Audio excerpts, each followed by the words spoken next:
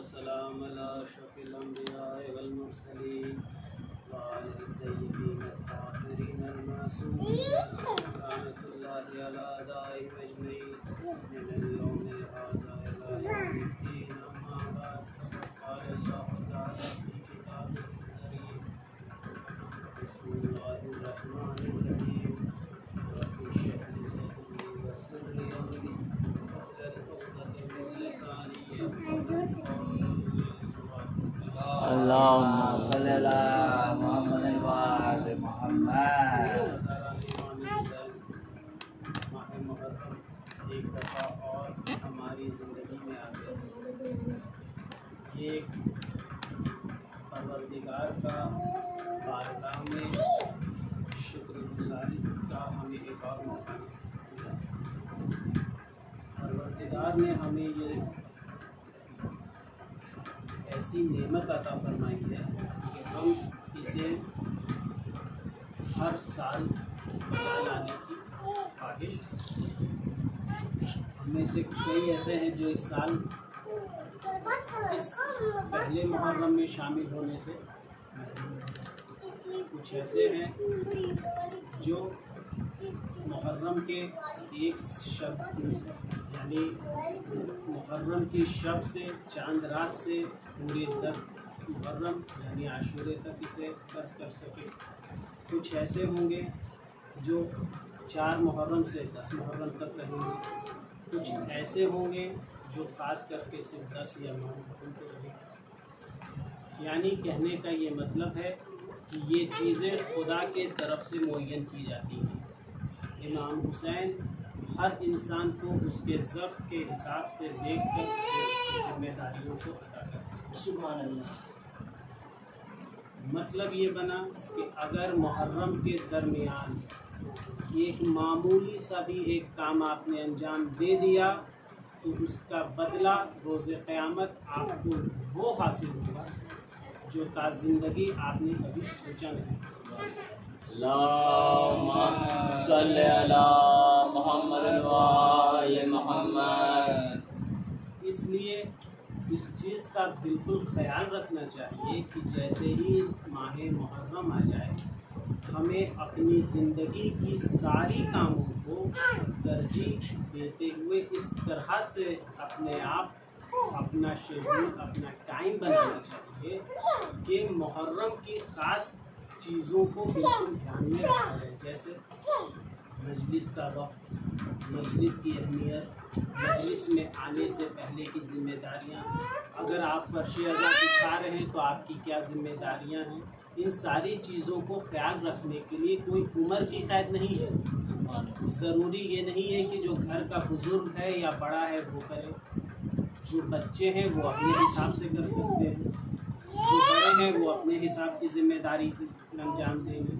یعنی کہ 10 محرم تک ہمیں اور آپ کو یہ خیال رکھنا چاہیے کہ ہم اپنے طرف سے اپنے امام کی خدمت میں کیا نذرانہ پیش کر سکیں، اور جس کا جو نذرانہ امام قبول کر لے پھر اس کی زندگی کامیاب. ایک سوال پڑھیں.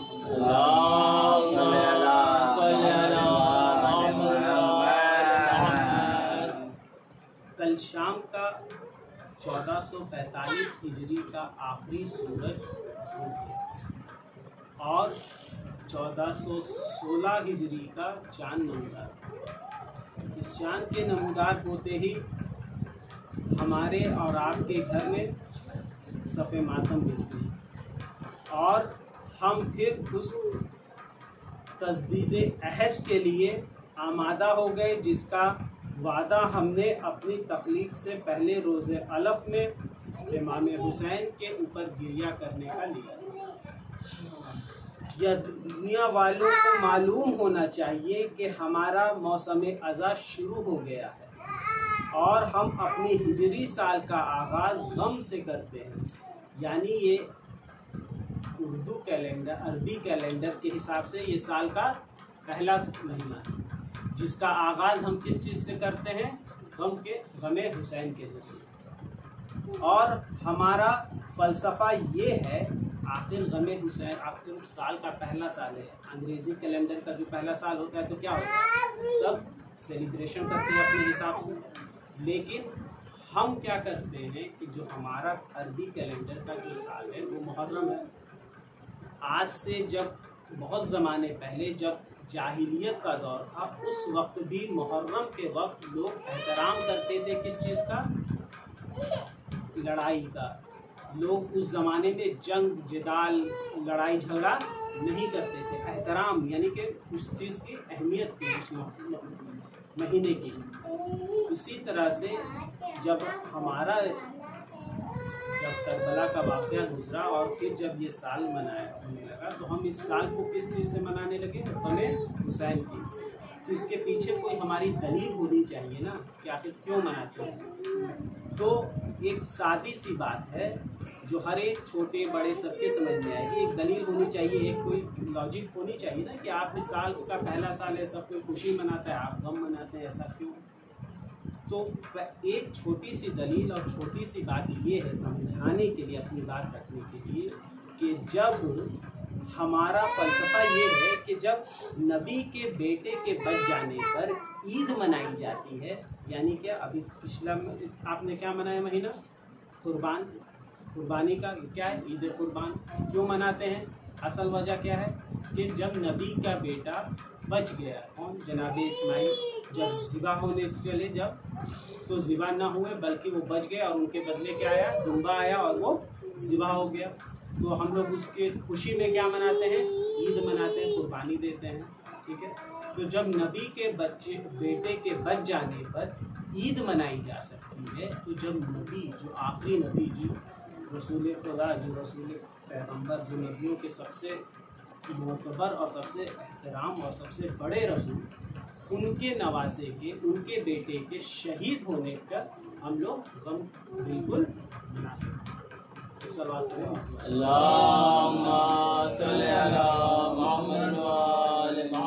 तो जब नबी के बेटे के बच जाने पर ईद मनाई जा सकती है, तो नबी के बेटे के शहीद होने पर गम क्यों नहीं मनाया जा सकता है? ये एक लोगों को बात अपनी समझाने के लिए आप कह सकते हैं। अब हमारे घरों में सफ़े अज़ा बिछी और एक बार फिर हम अपनी इज्तिमाई तौर पर बैठकर इफ़हामी और तहफ़ीमी मौका मिला, और सदियों कदीमी ये रवायत है कि हमारे यहाँ रवायत रही है कि हम इन अय्याम में कुरान मजीद की तिलावत, अभी जैसे कोई भी खतीब हो या कोई भी जाती हो, अगर वो अपनी किताबत शुरू करता है तो क्या करता है? बिस्मिल्लाहिर्रहमानिर्रहीम, अल्हम्दुलिल्लाहि रब्बिल आलमीन, यानी कुरान की आयतों से शुरू करता है, खुदा के नाम से शुरू करता है, खुदा के ज़रिए शुरू करता है, उसकी हम्द के ज़रिए, तो खुदा और रसूल की हम्द के ज़रिए अपनी बातों को शुरू करता है। यानी कि कुरान मजीद और हदीस रसूल और अक़वाले मासूमीन पर गुफ्तगू करते हैं, और गुफ्तगू और अपने क़ल्ब को जिला बख्शते हैं इन अक़वाल के ज़रिए। इन अक़वाल के ज़रिए रसूल खुदा के अक़वाल के ज़रिए, अमीरुल मोमिनीन के अक़वाल के ज़रिए, अहले बैत वफ़ार के अक़वाल के ज़रिए हम अपने मुर्दा दिलों को ज़िंदा करते हैं, हम अपनी रूह को ज़िंदा करते हैं। यानी कि हदीस रसूल और अक़वाल मासूमीन की गुफ्तगू के ज़रिए हम अपने क़ल्ब को मनव्वर करते हैं। एक सलवात पढ़े मोहम्मद।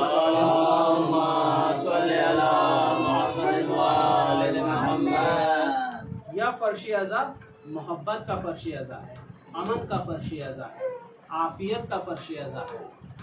इसके बिछाने वाला कोई भी हो, लेकिन जब बिछ जाएगा तो इसका मेज़बान कौन होगा? इसका मेज़बान वो होगा जिसने चक्कियाँ चला चला कर हुसैन को पाला, यानी बीबी सैयदा फातिमा ज़हरा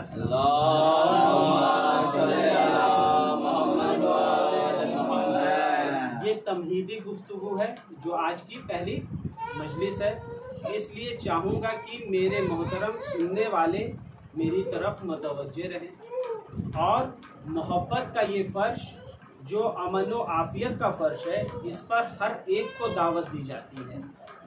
वो आए और उलूम आले मोहम्मद से इस्तिफ़ादा हासिल करें। اگر یا ایک طرف محبت کا فرش ہے تو ایک طرف مظلومیت کا اعلان کا بھی فرش ہے. کیسے؟ کہ جس طرح سے امام حسین کی مظلومیت، اس طرح سے دنیا کی آج تک کوئی ایسی مظلومیت نظر نہیں آتی. تو اس فرش عزا سے جس طرح ہم محبت کا پیغام دیتے ہیں اسی طرح مظلومیت کا بھی اعلان کرتے ہیں. کیسے اپنے سننے والوں کی خدمت میں عرض کروں کہ یہ ایک پیغام ہے، اور اس پیغام کو اپنے ذہنوں کے اندر محفوظ کر لینا کہ کربلا کے میدان میں پیاس کی کیا شدت تھی ہمیں معلوم نہیں ہو سکتی. حسین پیاسے، حسین کے سارے ساتھی پیاسے، حسین کے چھوٹے چھوٹے بچے پیاسے، لیکن خدا کی قسم اس بات کو یاد رکھو کہ بچوں نے پانی کے مطالبہ کیا ہے. بچوں نے، روایتوں میں ملتا ہے کہ بچوں نے پانی کا مطالبہ کیا ہے، لیکن بھوک کے لیے، غذا کے لیے کبھی مطالبہ نہیں کیا ہے. کبھی روایتوں میں، کہیں کسی کی روایتوں میں مسلمانوں میں نہیں ملتا ہے یا کسی بھی روایتوں میں کہ بچوں نے کھانے کا کبھی ذکر کیا ہوگا کہ ہمیں بھوک لگی ہے. پیاس کا ہمیشہ ذکر ملا. کبھی اس بات پہ غور کیا ہے کہ بچوں نے پیاس کا تو ذکر کیا لیکن بھوک کا ذکر نہیں کیا. تو بچوں نے پانی تو مانگا، لیکن سکینہ نے پانی مانگا ہے لیکن سکینہ نے کبھی کھانے کا مطالبہ نہیں کیا. پانی کا مطالبہ انسان کی بنیادی حق ہے. اگر کسی انسان کو زندہ رہنا ہے تو وہ کچھ دن بھوکا تو رہ سکتا ہے، لیکن کچھ گھنٹے پیاس کو برداشت کرنا یہ بہت بڑی بات ہوتی ہے. اور کسی کو کچھ 3 دن تک پانی نہ ملے تو پیاس، پانی جو ہے وہ ایک بنیادی حق ہے. یہ اللہ کے طرف سے دی ہوئی نعمت ہے جو ہر ایک کے لیے، وہ چاہے کسی بھی مذہب کا ہو، کسی بھی فرقے کا ہو، کوئی بھی ہو جو اس دنیا میں خلق ہوا ہے، وہ چاہے چرند ہو، پرند ہو، انسان ہو، حیوان ہو، ہر ایک کو پیاس کی ضرورت ہے. پیاس بجھانے کے لیے پانی کی ضرورت ہے. تو کربلا میں آپ دیکھیں گے کہ پیاس کا مطالبہ کیا گیا ہے، اور اسی لیے امام حسین نے کبھی اس چیز پہ کسی کو روکا نہیں ہے. ہمیشہ اس چیز پہ کہ اگر کسی کو پیاس لگی ہے تو کوشش کی ہے کہ پیاس کو کسی طرح سے بجھا دیا جائے. اسی لیے جناب حضرت عباس نے کربلا کے میدان میں صرف بیٹھے نہیں رہے بلکہ کوشش کی کہ کئی سارے کنویں کھودے. ریگستان جیسی جگہ، وہاں کنواں کھودنا. ذہن آخر کیوں کھودا؟ کیا ہمیں معلوم ہے کہ ریگستان میں پانی ملے گا کنواں کھود لیتے؟ نہیں. کب ملے گا، کتنا ملے گا، اسی پیاس کی شدت میں کھود رہے. کیوں کھود رہے؟ ایک نہیں، کئی سارا. کیونکہ وہ حق ہے. وہ حق کو پانے کے لیے امام حسین نے کبھی روکا نہیں. اور اسی لیے کوشش ہمیشہ حق کے لیے ہمیشہ آواز اٹھانی چاہیے. کوشش کرنی چاہیے کہ ہم حق کے ساتھ رہیں، چاہے پوری دنیا خلاف رہے تو رہے. ہم اکیلے، میری سمجھ میں اگر بات آ گئی تو بس کافی ہے.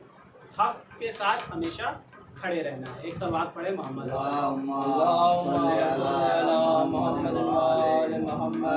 تو طے کیا حسین ابن علی نے کہ اپنے حق سے دستبردار نہیں رہوں گا.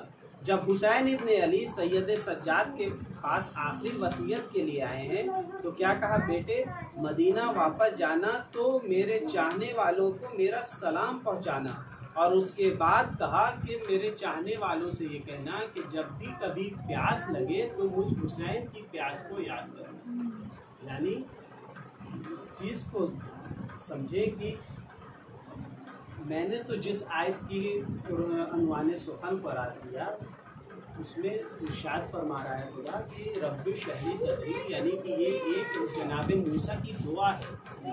رب اشرح لی صدری یعنی میرے صدر کو کشادہ کر دے، یعنی کہ خدا سے دعا کر دے. کب دعا کر رہے ہیں؟ یہ پورا جناب موسیٰ کا ایک واقعہ ہے کہ وہ فرعون سے جاتے ہیں اور گفتگو کرتے ہیں اور پھر بعد میں جنگ ہوتی ہے اور اس کو اسلام کی یعنی کہ ایک خدا کی دعوت دیتے ہیں. یہ سارا ایک پورا واقعہ جس کو آپ پڑھ سکتے ہیں. اس میں ایک یہ جو دعا انہوں نے کی ہے، جب خدا نے کہا کہ جاؤ جا کے موسیٰ سے یہ کہہ دو، اعلان کرو وہ خدائی کا دعویٰ کر رہا ہے، تو جانے سے پہلے جناب موسیٰ اس دعا کو پڑھتے ہیں اور کہتے ہیں کہ خدایا میرے صدر کو، میرے سینے کو کشادہ کر دے.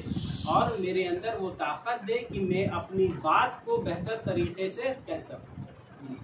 ٹھیک ہے.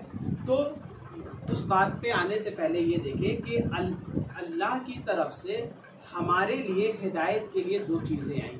ایک کتاب, دوسرا نور. دو چیزیں آئیں.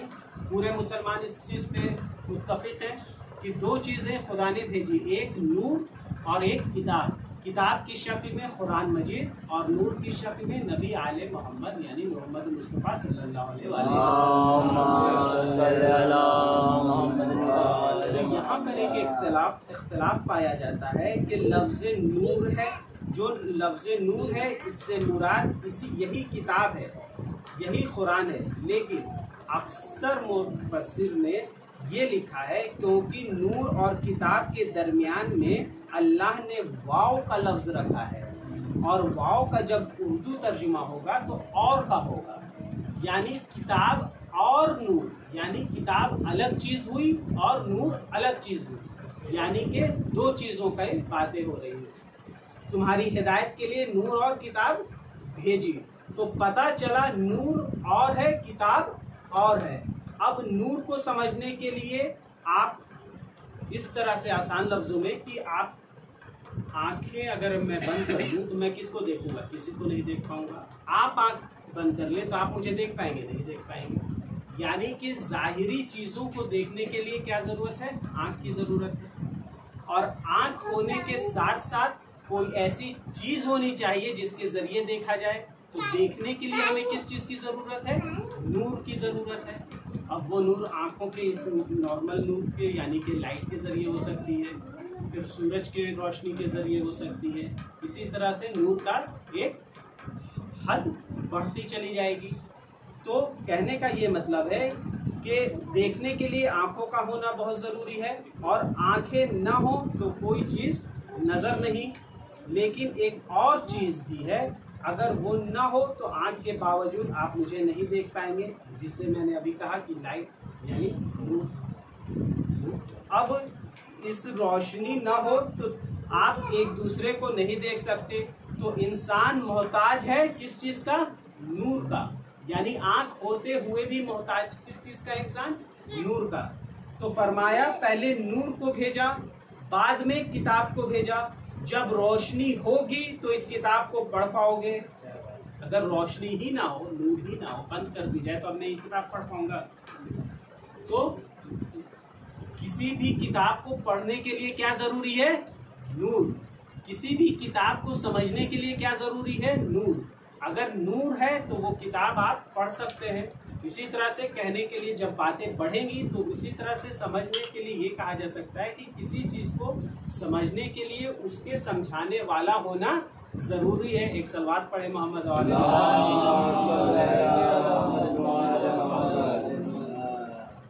اب تصور کرو کہ زندگی میں باطنی نور آ جائے تو نور مصطفیٰ آ گیا. اگر زندگی میں باطنی نور کسی کے آ گیا تو وہ نور مصطفیٰ ہو گیا. اسی طرح سے تو میرے مولا فرماتے ہیں کہ جس کی زندگی میں ہمارا نور آ جاتا ہے, ہماری معرفت کا نور آ جاتا ہے, زندگی سے گمراہی ختم ہو جاتی ہے, ہدایت آ جاتی ہے. جب ظاہری نور کا اتنا کمال ہے کہ جس کے ہونے سے ہم چیزوں کو سمجھ سکتے ہیں, چیزوں کو دیکھ سکتے ہیں, چیزوں کو پڑھ سکتے ہیں, اس سے بہت سارے فائدے اٹھا سکتے ہیں, تو جب باطنی نور آ جائے تو اس سے پھر ہماری ہدایت اس طرح سے ہو جاتی ہے کہ دنیا کی ساری مخلوقات چاہے خلاف ہی کیوں نہ ہو, ہم حق کے ساتھ کھڑے رہتے ہیں. ایک صلوات پڑھے محمد. تو فرمایا کہ ظاہری نور بھی باکمال ہوا اور باطنی نور بھی باکمال ہوا. جب تک یہ نور نہیں ہوگا تب تک تم قرآن کی حقیقت کو نہیں سمجھ سکتے. اب سوال یہ ہے کہ مولا جب نور تھا تو مسلمان قرآن کو پڑھ رہے تھے, یعنی جب قرآن جس زمانے میں قرآن پڑھ رہے تھے اس زمانے میں مصطفیٰ کا نور تھا. قرآن پڑھی جا رہی تھی, مصطفیٰ اس کی تفسیر بتاتے جا رہے تھے. اب مصطفیٰ اس دنیا سے چلے گئے, اب قرآن تو باقی ہے. جب قرآن باقی ہے تو کوئی ایسا نور تو ہوگا جو اس قرآن کو سمجھانے والا ہو. تو اب ہمیں اور آپ کو یہی چیز کو عقل کے معیار پہ پرکھنا ہوگا کہ اس زمانے میں وہ نور کہاں ہے. جس نے اس نور کو پہچان لیا اس کی ہدایت ہو گئی. ایک سوال پڑھیں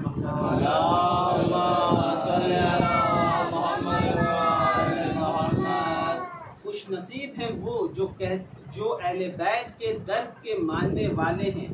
چونکہ 12 لوگوں کے ماننے والے ہیں. جب تک یہ نور کائنات چل رہی ہے تب تک ان کا یہ نور باقی رہے گا. تبھی فرمایا انا مدینۃ العلم وعلی بابها. یہ ہر ایک کی حدیث ملے گی رسول خدا سے کہ انا مدینۃ العلم، میں شہر علم اور علی اس کے دروازہ.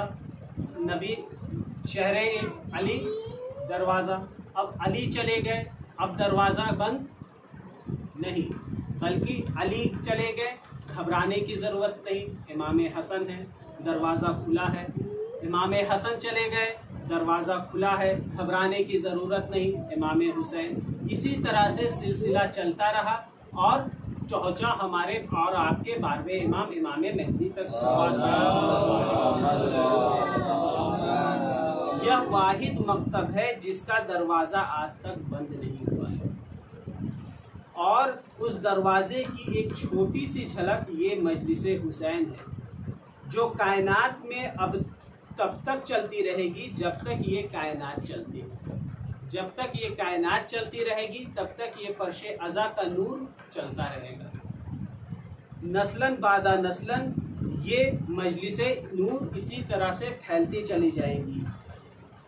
اسی طرح مسلمانوں کے درمیان اور یہ کہا بھی جاتا ہے کہ علم و نور، یعنی علم نور ہے. اور فرش ازا پہ کیا ہم حاصل کرتے ہیں؟ علم حاصل کرتے ہیں. رسول خدا کی حدیث پڑھتے ہیں اور اقوال معصومین پڑھتے ہیں اور خدا کا حمد کرتے ہیں اور گریہ امام حسین کرتے ہیں.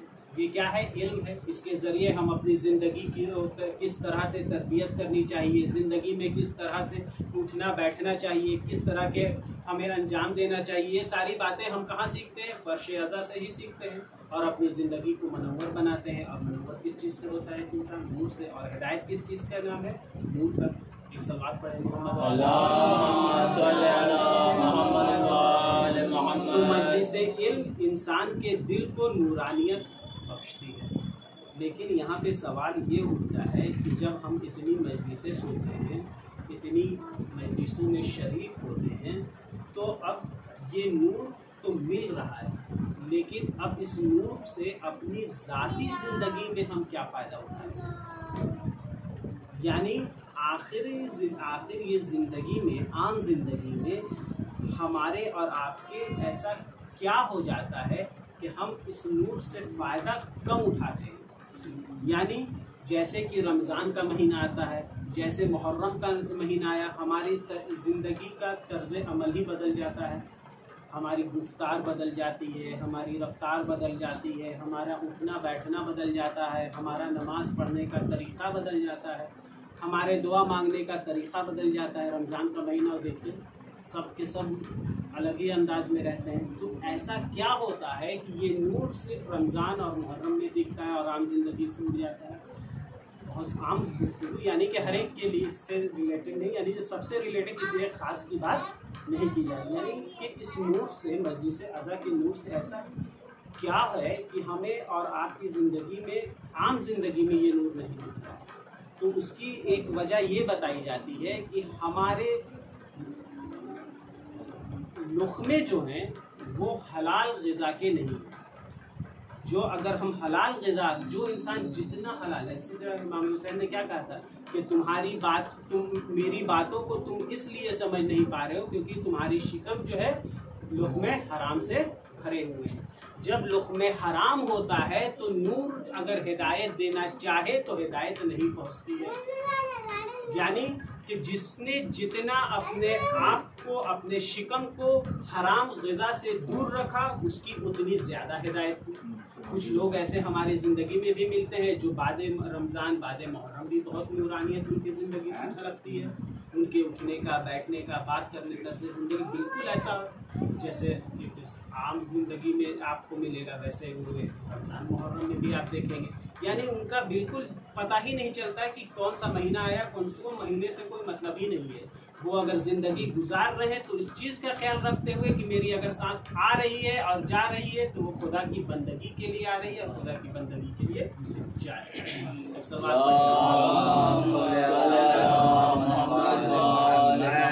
تو جناب تو اسی لیے میں نے جو اپنی مجلس کا آغاز کیا تھا اسی دعا سے کہ رب اشرح لی صدری ویسر لی امری واحلل لسانی یفقہوا قولی، یعنی یہ سورہ طٰہٰ کی 25ویں اور 28ویں آیت ہے جس میں خدا یہ کہہ رہا ہے کہ جناب موسیٰ یہ کہہ رہے ہیں کہ خدا میرے صدر کو کشادہ کر دے اور مجھے باتوں کو کہنے کا انداز دے دے تاکہ میری باتیں لوگوں کے دل میں اتر جائیں۔ یعنی کہ سب سے اہم ضروری کیا ہے زندگی میں؟ گفتگو، کلام۔ ہماری زبان ایک اتنی بڑی امپورٹنٹ چیز ہے زندگی میں، کہا جاتا ہے کہ ساری برائیوں کو ایک بکسے میں ایک باکس میں جمع کر دے، بند کر دے، اور اس کی چابی جو ہے وہ زبان ہے۔ اگر آپ کی زبان اچھی ہے تو آپ ہر گناہ سے محفوظ ہیں۔ اگر آپ کی زبان ذرا بھی اوپر نیچے ہوئی تو آپ اس گناہ کی طرف بڑھتے جائیں گے جو جس طرح کا گناہ کریں۔ اگر کسی سے سخت لہجے میں بات ہو گئی، کسی بچے سے سخت لہجے میں بات ہو گئی، یہ بھی ایک غلط ہے، لیکن دیکھنا ہوگا کہ وہ کس جگہ پہ۔ اسلام نے کبھی بھی بولنے کے لیے منع نہیں کیا اور نہ کبھی چپ رہنے کو اچھا کہا، نہ کبھی بولنے کو اچھا کہا اور نہ کبھی نہ بولنے کو اچھا کہا۔ کیا چیز ہے؟ اسلام نے ایک دم صاف ستھری چیزیں کہی ہے کہ جہاں ضرورت ہے وہاں بولو، جہاں ضرورت نہیں ہے وہاں چپ رہو۔ اسی طرح حدیثوں میں بہت ساری جگہ ملتی ہیں کہ بولنے سے بہتر ہے کہ آپ چپ رہیں۔ خاموشی ایک بہت بڑا ایک اجر ہے، ایک بہت بڑا انعام ہے، ایک نعمت ہے خاموش رہنا بھی۔ لیکن اب یہی چیز کو آپ اس طرح سے دیکھ لیں کہ جہاں ضرورت ہے کہ بولے وہاں ہم نہ بولیں، یعنی حق کا مارکا ہو اور ہم اپنی زبان کو بند رکھیں، یہ بھی ایک بہت بڑا ظلم ہے۔ یعنی یہ بھی ایک ہدایت، ایک نور ہدایت سے ہم پیچھے ہیں۔ یعنی کہ حق کی جہاں بات ہو وہاں آپ کو بولنا ہوگا۔ اس کی مثالیں آپ کو خود مل جائیں گی۔ جناب سیدہ پر کتنی باپردہ ہے خاتون، ان سے بڑھ کے کسی کی کوئی طہارت اور پاکیزگی اور اس کی بات نہیں۔ لیکن جب حق کی بات ہوئی تو کہاں آ گئے؟ میدان میں، اپنے انداز سے دربار میں، اپنے انداز سے زینب کبریٰ۔ جب کربلا میں امام حسین شہید ہو گئے کہاں آ گئی؟ دربار شام میں، دربار یزید میں۔ کس طرح سے انہوں نے خطبے دیے۔ حق کی جب بات ہوئی تو پھر یہ نہیں دیکھا جائے گا کہ آپ خاموش رہ رہے ہیں تو بہتر ہے، بلکہ جب حق کی بات ہوگی تو آپ کو بولنا ہے۔ یعنی اسلام نے یہ کہا کہ جہاں ضرورت ہے وہاں بولو، جہاں ضرورت نہیں ہے وہاں چپ رہو۔ ایک سوال پڑھیں اللہم صلی علی محمد و آل محمد۔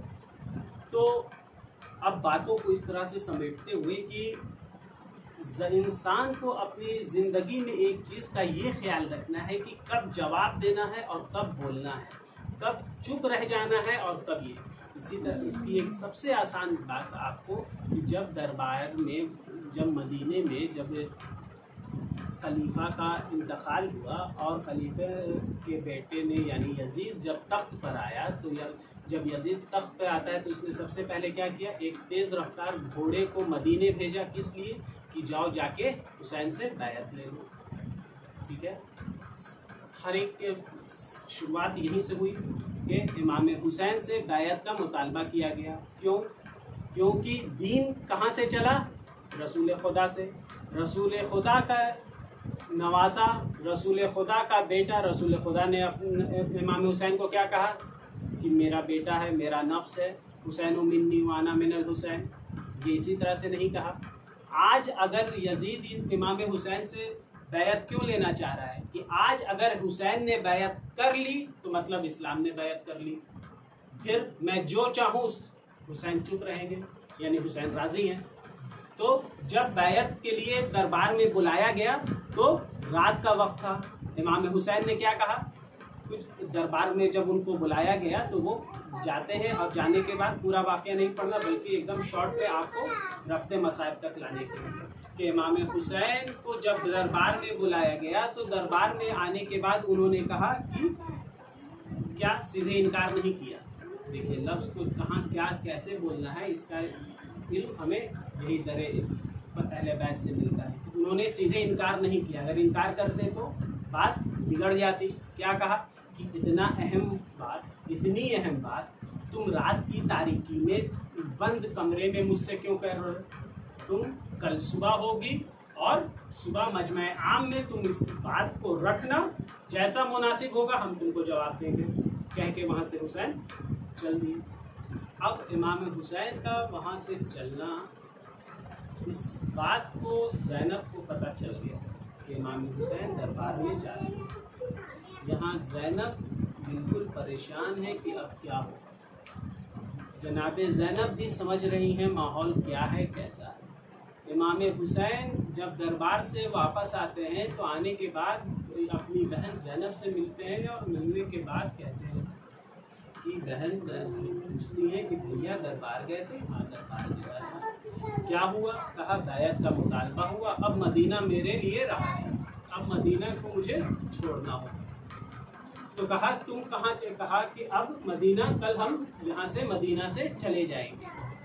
زینب نے جیسے یہ سنا کہ میں مدینہ چھوڑنے والا ہوں، زینب گھبرا گئی، کیونکہ زینب امام حسین کو اس شدت سے چاہتی تھی کہ ایک واقعہ ملتا ہے کہ جب جناب زینب کی شادی ہوئی تو شادی ہونے کے 3 دن بعد امام حسین، وہاں کا رواج تھا عرب کا کہ جب شادی ہو جاتی تھی تو 3 دن بعد گھر والے، لڑکی کے گھر والے آتے تھے اور اپنی بہن کو، اپنی بیٹی کو لے کے پھر واپس سسرال سے جاتے تھے۔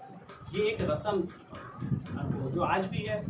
تو امام جناب زینب جو ہے جب 3 دن گزر گئے تو ان کو بالکل بے چینی ہوئی، بہت گھبراہٹ ہوئی۔ جیسے جناب، تو ادھر سے مولا علی نے جناب فضہ کو بھیجا۔ کیوں بھیجا؟ کیونکہ جناب فضہ کو وہ جناب امام حسن حسین اور جناب زینب کیا کہتی تھی؟ ماں بھی کہتی تھی۔ تو جب جناب فضہ کو دیکھا تو دیکھ کے ایک دم تڑپ کے اور رونے لگی۔ دیکھا جناب فضہ نے کہ زینب ایک دم رو رہی ہیں، تو انہیں لگا کہ بھائی اتنا دن بعد، 3 دن بعد مجھے دیکھا، اس لیے شاید رونے لگی، ماں اور بہن باپ کی محبت پہ رو رہی۔ تو جیسے ہوا تو کہا کہ میرا بھیا حسین کیسا ہے؟